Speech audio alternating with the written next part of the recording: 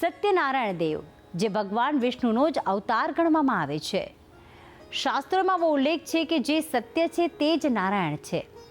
નારાયણ જે ભક્તોની દરિદ્રતા કરે છે દૂર, જે ભક્તોને આપે છે સુખ અને સમૃદ્ધિના આશીર્વાદ. ત્યારે આવો આજે એક એવા ધામના દર્શન કરીએ જ્યાં ભગવાન સત્યનારાયણની સુંદર મૂર્તિના દર્શન થઈ રહ્યા છે અને જ્યાં માત્ર 70 રૂપિયામાં થાય છે સત્યનારાયણ દેવની કથા. તો આવું જાણીએ આ મંદિરનો મહિમા. કળિયુગના આ સમયમાં એકમાત્ર નારાયણ જ સત્ય છે. સત્યને જ નારાયણના રૂપમાં પૂજવામાં આવે છે. શ્રી સત્યનારાયણ એ સાક્ષાત ભગવાન વિષ્ણુનો જ એક અવતાર છે. પોરબંદરના MG રોડ પર આવેલું આ સત્યનારાયણ ભગવાનનું મંદિર, જેની સ્થાપના વર્ષ 1946માં કરવામાં આવી હતી.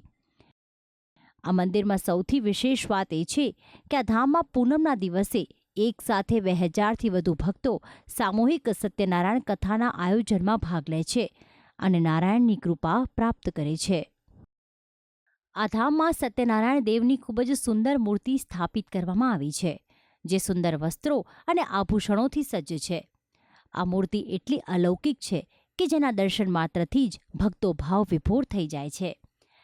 સત્યનારાયણ બાપાની એટલી કૃપા છે કે તમે ન પૂછો વાત. એટલી બધાય એટલા વૈષ્ણવ બધાય સવારે મંગળામાં હું 10 વર્ષથી આવું છું ને અહીંયા બધાય અડીમળીને અમે સત્સંગ કરીએ છીએ વૈષ્ણવો બધાય ને અહીંયા બાજુમાં દાનભુવન હાલે છે ને અહીંયા અમારા ટ્રસ્ટી ભરતભાઈ માખેચા બધાને બહુ જ સરસ બધાને રીતે રાખે છે ને બધાને ભૂખાને બધાને ભોજન આપે છે ને બધાય અમે હળીમળીને બધાય સત્સંગ કરીએ છીએ. આ મંદિરમાં સવાર સાંજ એમ 2 વખત શ્રી હરિની આરતી કરવામાં આવે છે, જેમાં ભક્તો મોટી સંખ્યામાં ભાગ લેતા હોય છે.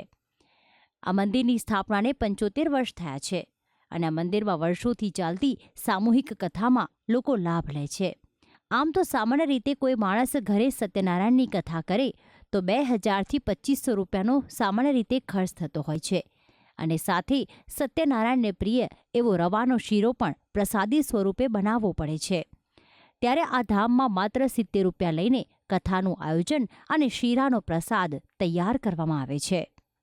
અહીંયા કથા પૂનમની હોય છે, દર 11ની હોય છે, મોટા મોટા તહેવારોની. એમ છતાં પણ આડે દિવસે દરરોજ માટે સત્યનારાયણ ભગવાનની કથા અહીંયા કરવામાં આવે છે અને આજે કથા કરવામાં આવે છે એ કથા નજીવા શુલ્ક સાથે, દક્ષિણા સાથે માત્ર 70 રૂપિયામાં કથા કરી દેવામાં આવે છે અને આ કથા એ સેવાના ભાવનાથી જ કરવામાં આવે છે.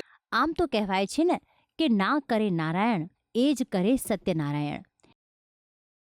જેવી રીતે સત્યનારાયણે ઘણા ભક્તોની મનોકામના પૂર્ણ કરી છે, તેવી જ રીતે આપની પણ પૂર્ણ કરે તેવી જ પ્રાર્થના. ભક્તિ સંદેશ, સંદેશ ન્યૂઝ, પોરબંદર.